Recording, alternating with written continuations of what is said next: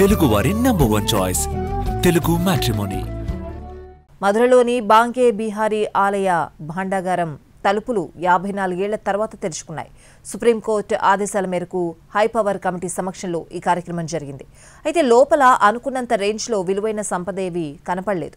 సుమారు 5.5 దశాబ్దాల తర్వాత కోర్టు ఆదేశంతో యూపీలోని బాంకే బిహారీ ఆలయ భాండాగారాన్ని తెరిచారు. దీన్ని చూసేందుకు ఆలయానికి పెద్ద సంఖ్యలో భక్తులు రావడంతో భారీగా పోలీసులతో భద్రతను ఏర్పాటు చేశారు. ఖజానా తలుపులు తెరిచే సమయంలో అందరినీ బయటకు పంపేశారు. హైపవర్ కమిటీ సభ్యులతో పాటు న్యాయ పరిపాలన అధికారులు 4 నామినేటెడ్ గోస్వాములను అనుమతించారు. తాళం తీసినా తలుపులు బిగుసుకుపోయాయి. కట్టర్ను ఉపయోగించి డోర్స్ ఓపెన్ చేశారు. గది మొత్తం బురదమయంగా ఉంది. శుభ్రం చేసి లోపలంతా పరిశీలించారు. పెద్దగా విలువైన వస్తువులేమీ కనబడలేదు.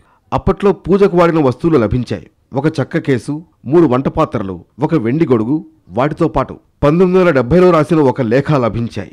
1926లో ఒకసారి, 1936లో మరోసారి ట్రెజరీలో చోరీ జరిగిందని చరిత్రకారులు చెబుతున్నారు.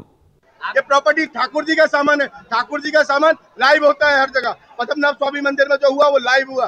ऐसे अनलाइव नहीं होना चाहिए. आप पर विश्वास नहीं तो हम पर क्या विश्वास होगा? हमारे मंदिर की सारी व्यवस्था बनवाई है. ऐसा काम नहीं चलेगा. मैं कमेटी से ये कहना चाहता हूँ, तोसत खाना से पहले मंदिर की व्यवस्था बनाने की सोचिए. आप मंदिर की व्यवस्था तो बना नहीं रहे हैं. आप लोग केवल तोसत खाना. आज सरकार ने कहा कि पानी की व्यवस्था कीजिए. आपने पानी की व्यवस्था की. आप मंदिर में कोठरियां बंद कर रहे हैं. इन कोठरियां बंद करने से कुछ थोड़ी हो जाएगा. 1971లో ఆలయ భాండాగారాన్ని తెరవాలని అనుకున్నారు. కానీ కొన్ని కారణాల వల్ల సాధ్యం కాలేదు. అప్పుడు మూసిన తలుపులు ఇప్పుడు మళ్లీ తెరుచుకున్నాయి.